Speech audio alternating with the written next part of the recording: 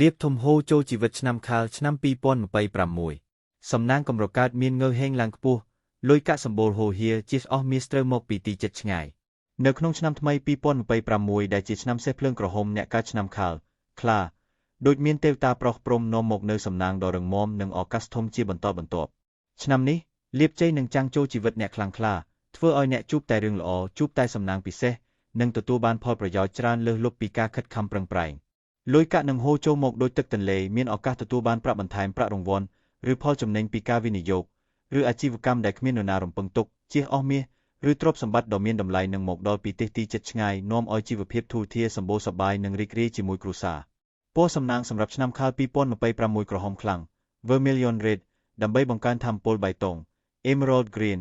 និងខៀវសម្រាប់ស្ថិរភាពនិងមាសសម្រាប់ទ្រព្យសម្បត្តិប្រើពណ៌ទាំងនេះក្នុងសម្លៀកបំពាក់គ្រឿងអលង្ការឬការតុបតែងផ្ទះដើម្បីទាក់ទាញសំណាងទិសល្អខាងកើតឬអាគ្នេយ៍ Southeast សម្រាប់ការរីកចម្រើននិងឱកាសធំ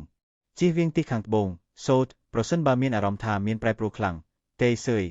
ក្នុងរង្វង់ឆ្នាំថ្មី2026អ្នកកើតឆ្នាំខាលដូចមានទេវតាប្រោះព្រំឲ្យកើតមានបញ្ញាវាងវៃគិតឃើញតែផ្លូវត្រូវការសម្រេចចិត្តត្រូវនាំឲ្យធ្វើកិច្ចការងារឬរបររកស៊ីអ្វីកើតតែផលចំណេញឥតខាតអ្នកនឹងមានភាពក្លាហានឆ្លាតវៃនិងសមត្ថភាពខ្ពស់ដែលជួយឲ្យគម្រោងការងារឬអាជីវកម្មរីកចម្រើនលឿននិងទទួលបានការគាំទ្រពីថ្នាក់លើឬដៃគូការងារនឹងមានឱកាសឡើងតំណែងទទួលការសរសើរឬបើកផ្លូវថ្មីដែលនាំមកនូវប្រាក់ចំណូលកើនឡើងខ្លាំងសម្រាប់អ្នកធ្វើអាជីវកម្មឆ្នាំនេះជាឱកាសដ៏ល្អសម្រាប់ការពង្រីកឬទទួលបានអតិថិជនថ្មីដែលធ្វើឲ្យផលិតផលឬសេវាកម្មលក់ដាច់ខ្លាំងនិងទទួលបានជោគជ័យយ៉ាងឆាប់រហ័សសំណាងក្នុងស្នេហានិងគ្រួសារក៏ភ្លឺស្វាងជួបតែរឿងសប្បាយមានភាពសុខសាន្តនិងការយោគយល់គ្នាកាន់តែច្រើនអ្នកនៅ Live អាចជួបគូស្នេហ៍ដែលស័ក្តិសមក្លាហាននិងគាំទ្រគ្នាទៅវិញទៅមក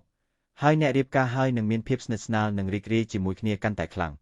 សុខភាពក៏ល្អមានកម្លាំងចិត្តខ្លាំងនិងអាចប្រឈមនឹងបញ្ហាតូចបានយ៉ាងងាយស្រួលដោយសារភាពរឹងមាំនិងភាពវៃឆ្លាតរបស់អ្នកសេចក្តីសន្និដ្ឋានឆ្នាំ2026គឺជាឆ្នាំហាសំណាងសម្រាប់អ្នកកើតឆ្នាំខាលលៀបធំសំណាងល្អនិងឱកាសពេញដោយភាពរុងរឿងនឹងមកដល់បើអ្នកបន្តខិតខំប្រាប្រាជ្ញានិងរក្សាចិត្តវិជ្ជមានសូមអបអរសាទរនិងត្រៀមទទួលយកលាភជ័យដ៏អស្ចារ្យនេះឲ្យបានពេញលេញឆ្នាំថ្មី2026សំណាងល្អសម្បូរសប្បាយលុយហូរចូលគ្មានឈប់